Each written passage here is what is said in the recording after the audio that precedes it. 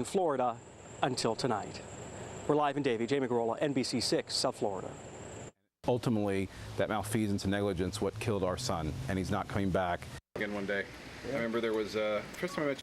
New tonight, a father seeking justice after his young son was electrocuted in the family pool. You may remember him as Mr. Awesome, the little boy whose death caught South Florida's attention. Now tonight, his family filed a lawsuit placing blame for the 7-year-old's death. Team 6 investigator Willard Shepard is live from the family's home in North Miami now with that story you'll see only on 6. Willard.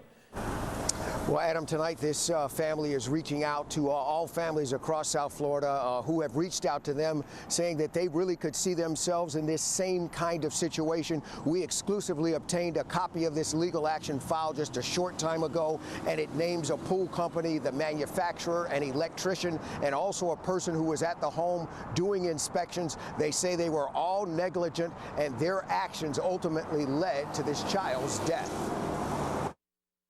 It's not that isolated. We're not the first, but we certainly want to be the last.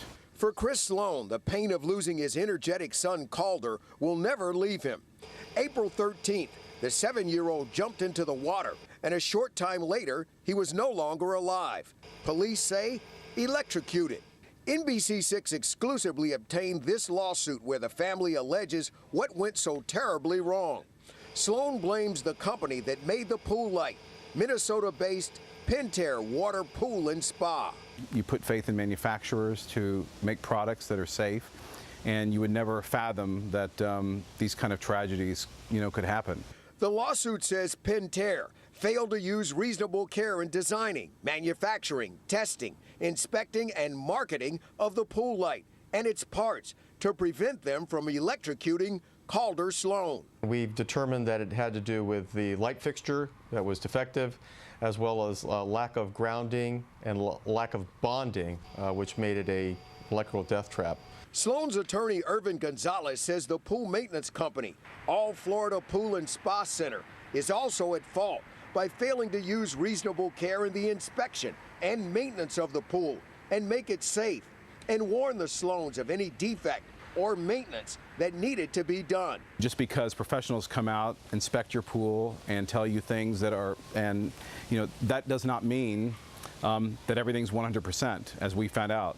Calder Sloan is also known as Mr. Awesome. His self-portrait became a rallying point to celebrate how he lived. Gonzalez says the emergency backups failed him. We know if it had been properly grounded, that even if the light had been defective, it would have caught it, the circuit breaker and fuse would have knocked it off. We're going to have to live with our son's death for the rest of our lives, and we hope that they themselves now are going to have to live with that and make changes, because the fact is it's pretty evident that there are manufacturing defects that were in our light.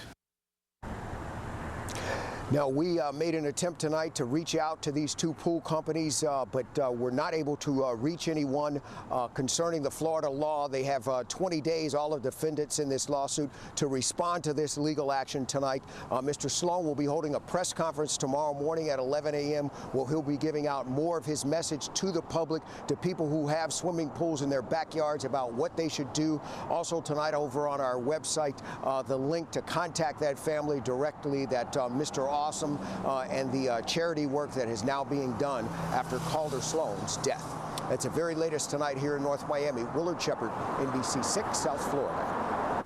New at 11, dozens of children rescued from sex trafficking in a nationwide sweep, and that includes South Florida. The FBI announcing tonight Operation Cross Country rescued 168 children and arrested 281 pimps across the U.S. In Florida, 3 minors were rescued from prostitution. 4 pimps also got arrested. Collectively, we must acknowledge and care for all children, particularly those who have suffered difficulties and feel alone in the world. They come from all our communities.